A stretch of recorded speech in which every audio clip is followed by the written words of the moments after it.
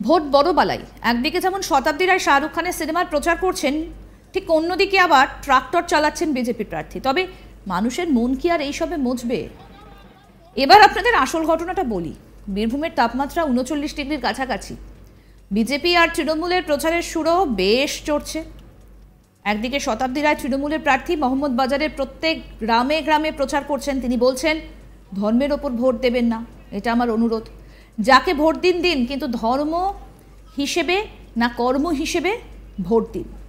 ধর্ম হিসেবে না, কর্ম হিসেবে ভোট দিন, এমনটাই বলছেন শতাব্দী রায়। আপনার লোক, আপনার প্রার্থী কাজ করছে কিনা, আপনার কি ধর্ম, ধর্মের বিবেচনায় ভোট দেবেন না।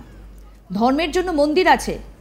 আমি কোন দেবতাকে ভরসা করি, কোন দেবতাকে বিশ্বাস করি, কোন দেবতাকে পুজো করি, সেটা আমার নিজস্ব বিশ্বাস।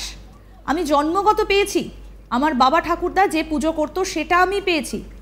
আপনারা যখন শাহরুখ খানের সিনেমা দেখেন, তখন কি খান মুসলিম বা হিন্দু বলে দেখেন? তা তো দেখেন না।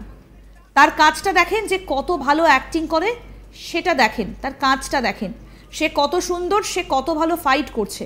তাই ভোটের ক্ষেত্রে আপনাদের বলবো, যেসব সময় বিজেপির সরকারে বিজেপির ভাবনা হিন্দুত্ব জাগিয়ে তোলার জন্য ব্যবহার করছে, ভোটের ক্ষেত্রে ব্যবহার করছে, আপনারা নিজেদের বুদ্ধি ব্যবহার করুন, বলছেন শতাব্দী রায়।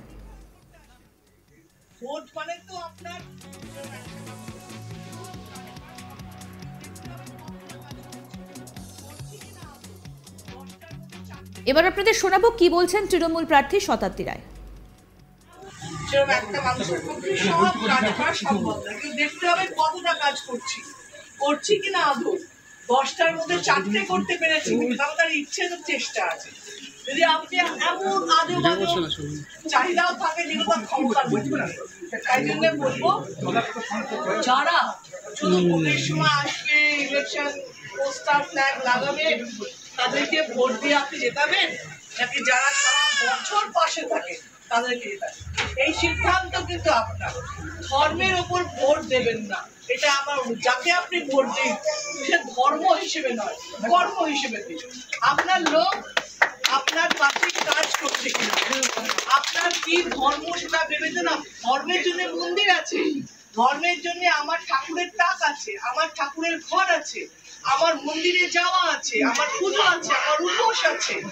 আমি কোন দেবতাকে বিশ্বাস করি, কোন দেবতার ভরসা করি, কোন দেবতাকে পুজো করি, সেটা আমার নিজস্ব।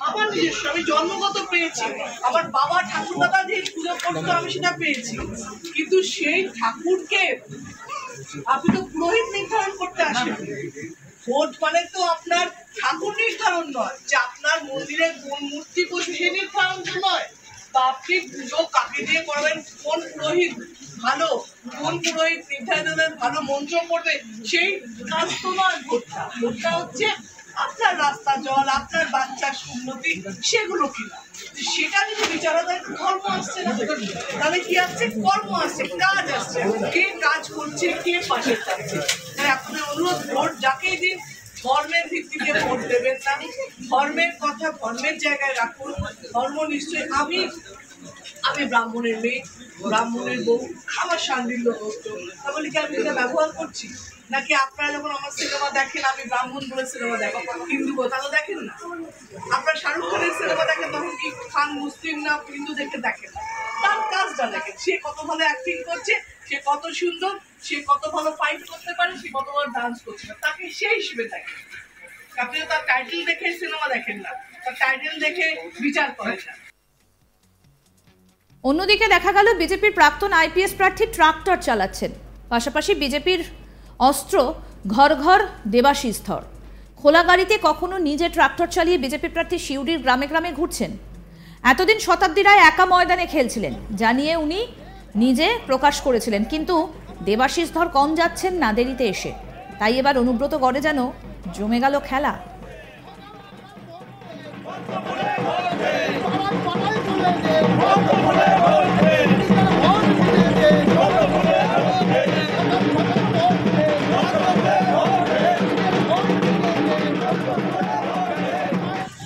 একটা মানুষের পক্ষে সব কাজ করা সম্ভব না, কিন্তু দেখতে হবে কতটা কাজ করছি কিনা আদৌ।